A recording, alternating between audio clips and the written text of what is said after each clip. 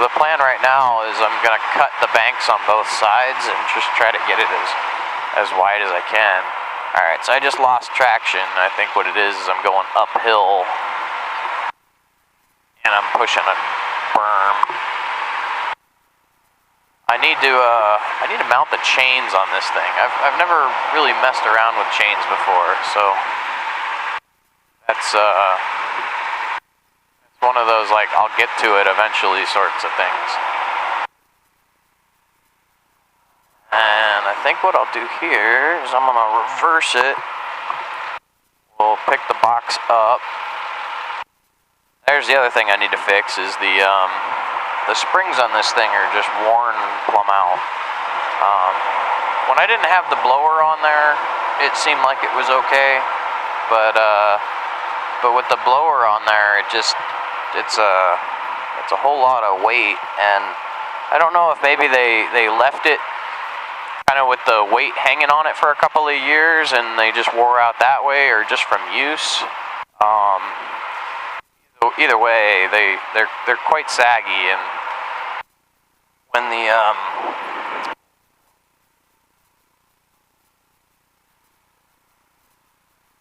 you go to pick up the box, you can't really get it all the way up off the ground. You can get it partially off the ground.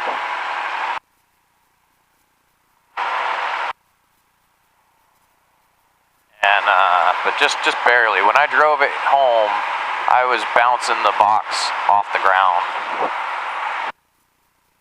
Alright, let's see. I'm gonna rotate drums and try to run them both in that direction.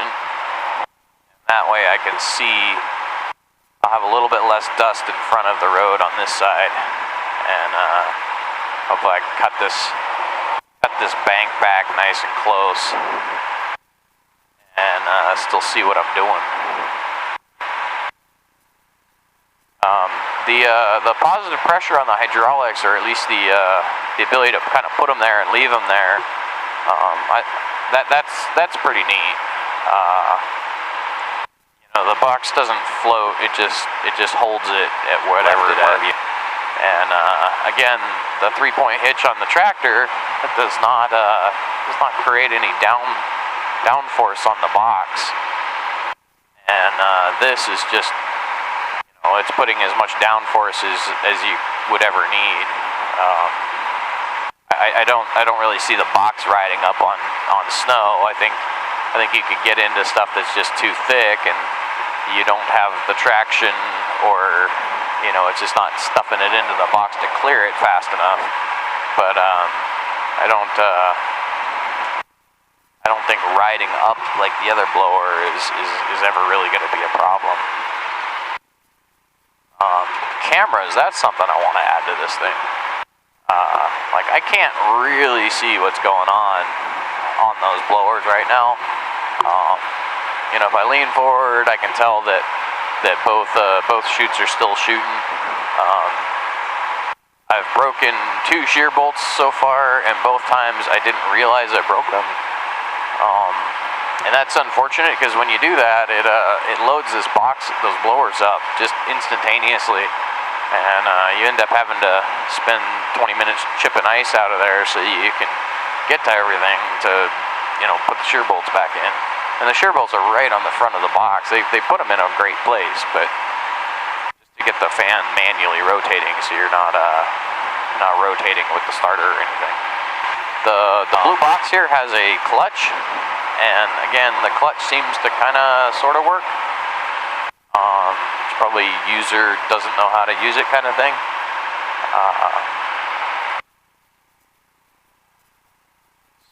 Where I was going with that is I'm starting it in gear. So once everything's up and running, I shut the blower engine off, and then I go in the back and I shift the main transmission into gear, and then fire it up. So it's running when it's fired up. But I know that's not the right way to do it, but until I'm confident that everything back there is working like it should, and I have had the clutch work, so I think it could just be an actuator that's sticking. I don't honestly know. I'm learning as I go.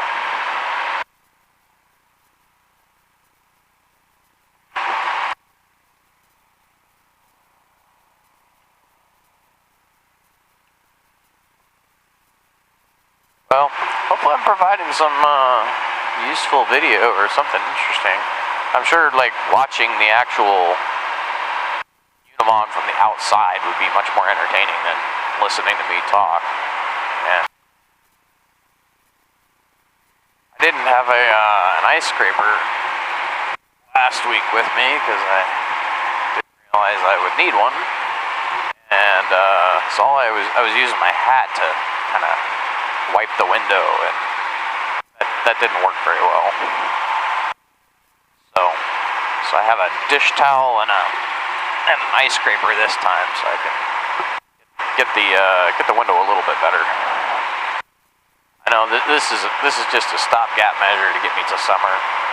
We're in February, middle of February right now. You know, the weather should start changing next month. And I'd say by middle of April, we'll be done with the new snow and onto the mud and muck.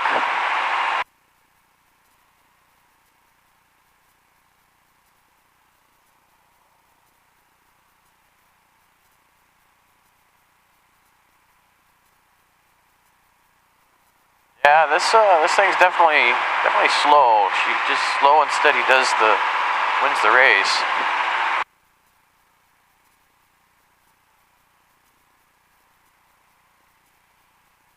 I kind of had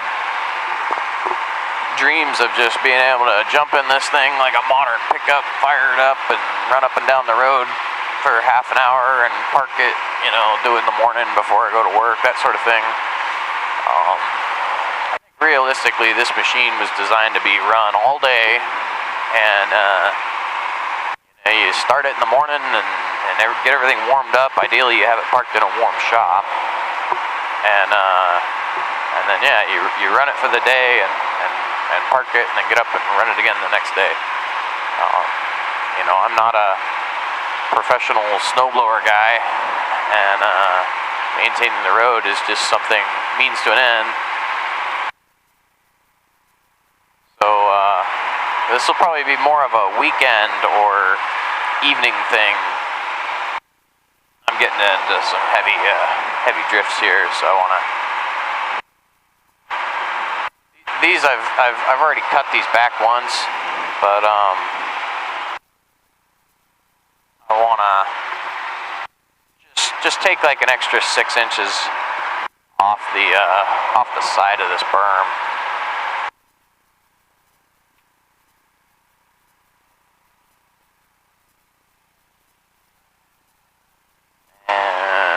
Tell what's going on now.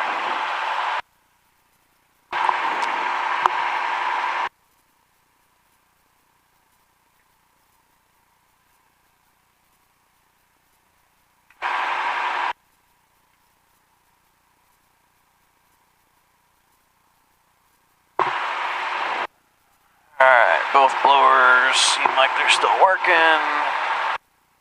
I can kind of make it out.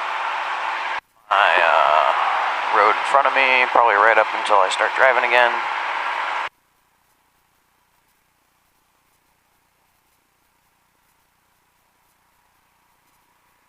Alright, and we're moving again. This thing sure does feel like a tank when it gets going. Like, you can tell it's a lot of mass, a lot of weight. Very, very low gearing. It's kind of amazing how much traction this thing really has. And again, I don't have chains on it, so hopefully once I chain it up, I've got one set of chains, so I believe I'm gonna put them on the rear. That's what the previous owner looked like they were doing, and you know, he was doing 14 miles of road with this thing.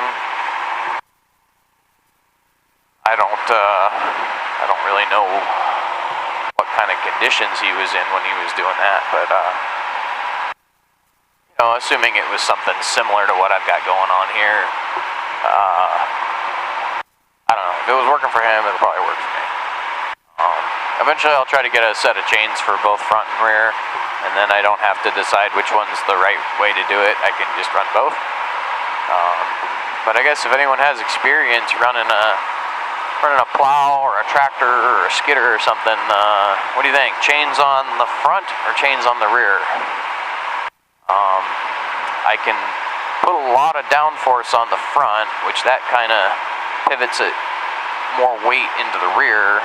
But if the blower is just barely on the ground, then it's more like, you know, most of my weight is probably on that front axle and those front tires. So I would think, you know, more traction where you have more weight would be what you want, but I don't know. The answer is probably just put chains on both front and rear, and then you have the most traction in every situation.